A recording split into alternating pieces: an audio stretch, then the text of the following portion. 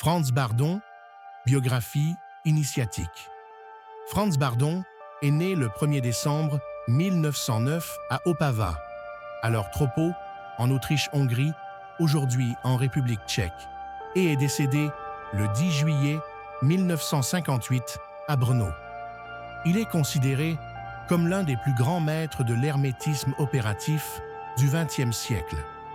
Dès son enfance, Bardon manifesta des capacités spirituelles et psychiques inhabituelles.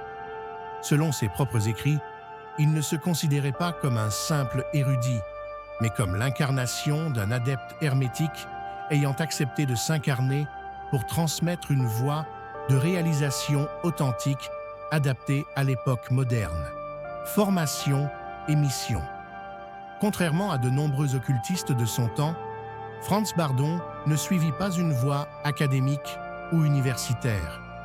Il fut initié très tôt aux lois universelles, aux 4 éléments et aux principes de l'équilibre intérieur, non par des théories, mais par une pratique rigoureuse et vécue. Il affirma que sa mission n'était pas de fonder une école ou une religion, mais de restaurer la tradition hermétique authentique, débarrassée des symbolismes vides et des dérives mystiques. Œuvre majeure. Son enseignement est principalement contenu dans 3 ouvrages fondamentaux, souvent appelés la trilogie hermétique. L'initiation à l'hermétisme. Un manuel progressif et structuré visant la purification du caractère, la maîtrise du mental, de l'âme et du corps et l'équilibre parfait des éléments. La pratique de la magie évocatoire. Un traité avancé, décrivant le travail avec les intelligences planétaires, les sphères spirituelles et les lois de responsabilité qui y sont liées. La clé de la véritable Kabbale. Une approche opérative du Verbe créateur, fondée sur le son, la vibration et la conscience, distincte de la Kabbale théorique ou religieuse.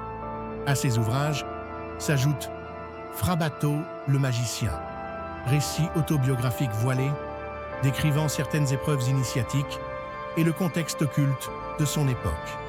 Persécution et fin de vie. Sous les régimes totalitaires du XXe siècle, Franz Bardon fut persécuté, arrêté et emprisonné à plusieurs reprises. Il refusa toujours de mettre ses connaissances au service du pouvoir ou de l'idéologie. Il mourut en 1958, officiellement